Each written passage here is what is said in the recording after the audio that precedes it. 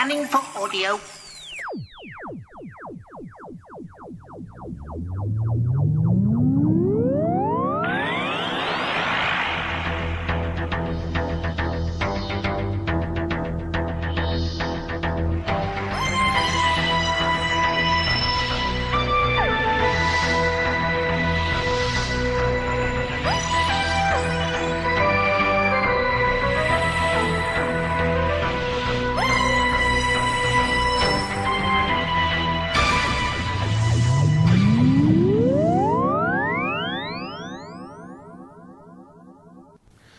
Welcome to a Tin Dog podcast.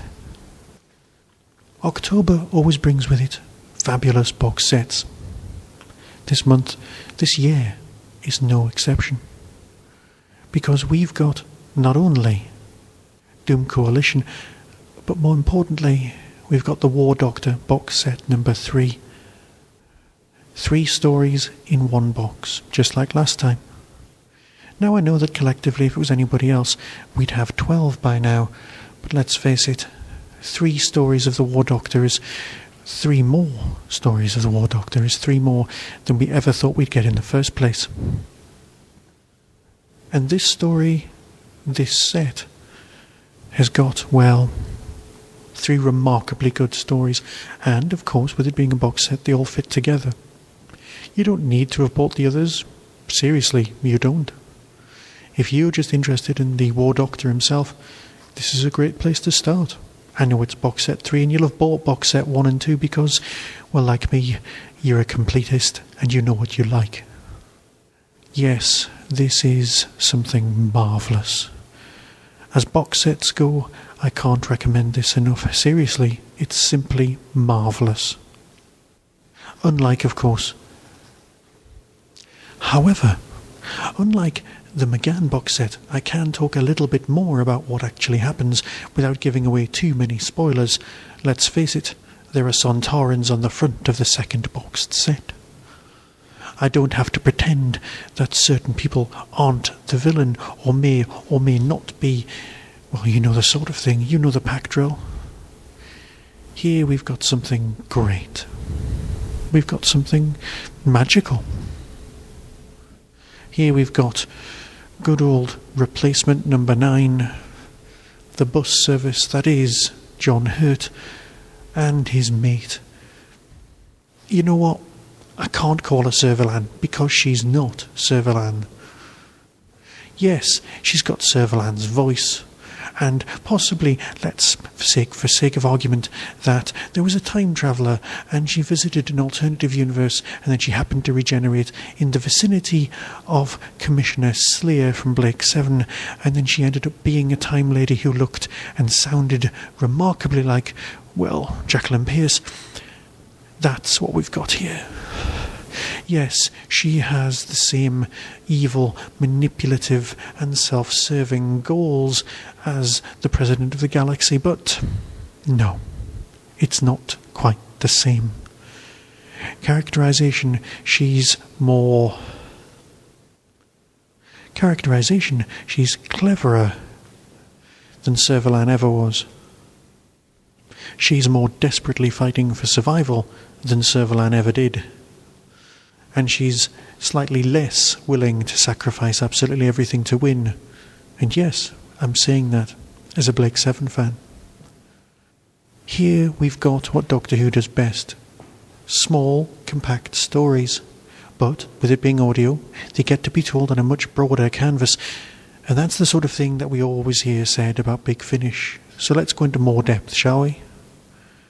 The first story, set primarily on Earth. Yes, I know Earth's meant to be time-locked. And that, of course, represents part of the storyline. We've got the same actress who plays Madame Vastra as, well, an agent of the Daleks. And boy, oh boy, is she great. You can't hear a single lizard scale going on anywhere. It's just nice to have them around. While in the second story, we've got more members of the Paternoster gang in the form of, well, the sound of Mr. Starkey. These characters fit, they work.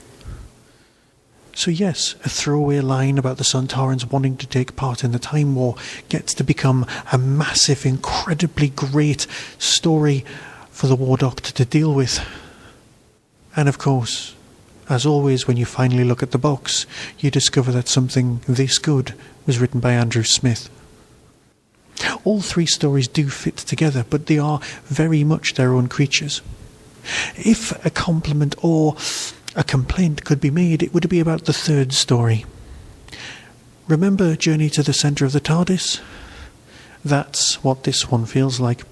Only, like as has happened with so many big finishes, what you do is you sit there and go, right, I kind of could have enjoyed Journey to the Centre of the TARDIS more. This is how I would have done it.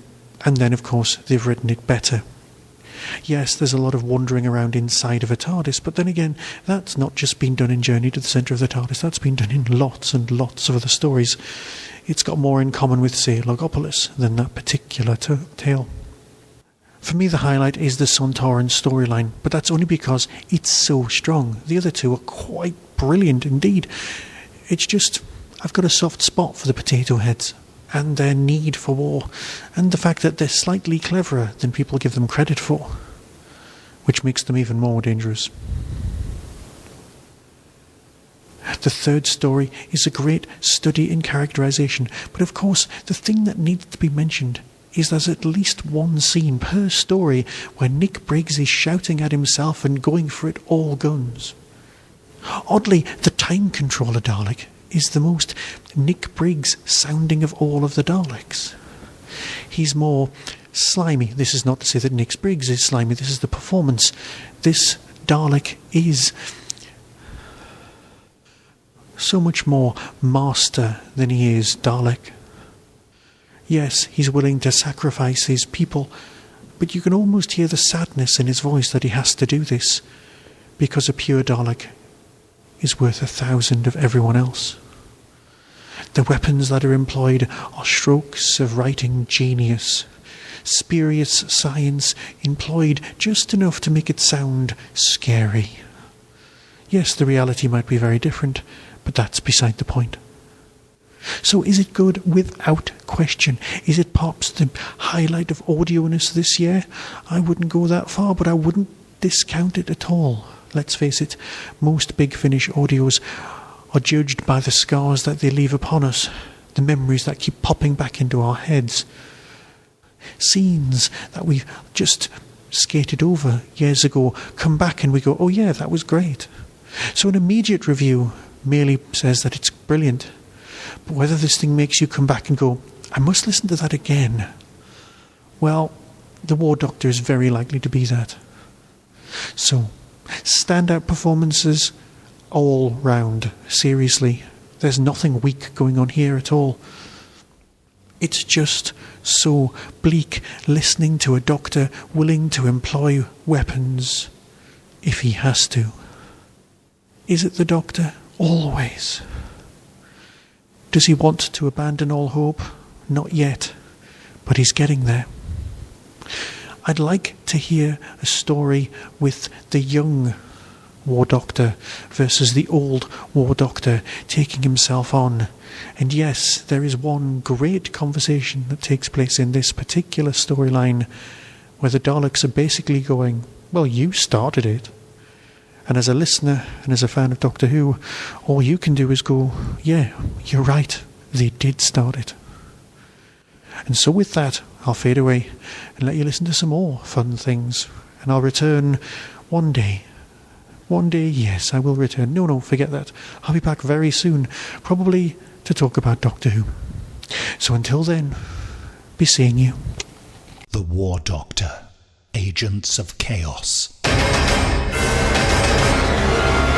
Please help me! What's going on here? I need to get myself one of these. Are you an ally of the Daleks? I most certainly am not. Do you have any jurisdiction here? Whatever she's told you, that device is not what you think. There you are, Doctor. Ollistra, how did you find me? Agent Zanis, this is the Time Strategist. Beginning countdown. 10, 9. If the Daleks have sent her to Earth, then I have to go there. 6. And as I'm sure the Commander has already told you, the Isotron's existence is very much under wraps. 1. We call it the Shadow Vortex. We have to get back to the TARDIS. Fire all weapons. What is that? What have you done? What have you done? They are coming. Get down! I'm overriding all my ship safety protocols to keep the two timelines contained in here. Follow them. They were in agony and reaching out. What are you doing? I am General Fisk, commander of the 8th Samtaran battle fleet, and you are my prisoner. This is the woman who branded me a war criminal. You expect me to risk my life to get her back? Halt! Identify yourself! I am Colonel Vladimir Ilyinich Kaverin. What's happening to me? You will soon be a prisoner of the Daleks. He began to regenerate. The fleet is waiting. If we fail, the Time Lords will order a full attack. If you initiate a time battle, Fask, you'll lose. We shall see. Target acquired! Exterminate! Big Finish. We love stories. They had their chance. And they left me no choice.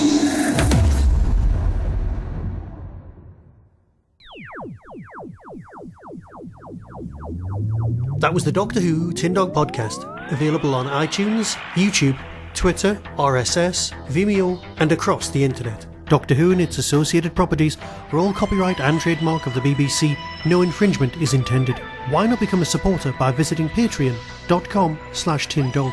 Contact the show on tin-dog@hotmail.co.uk. The Tin Dog Podcast is a founder member of the Doctor Who Podcast Alliance.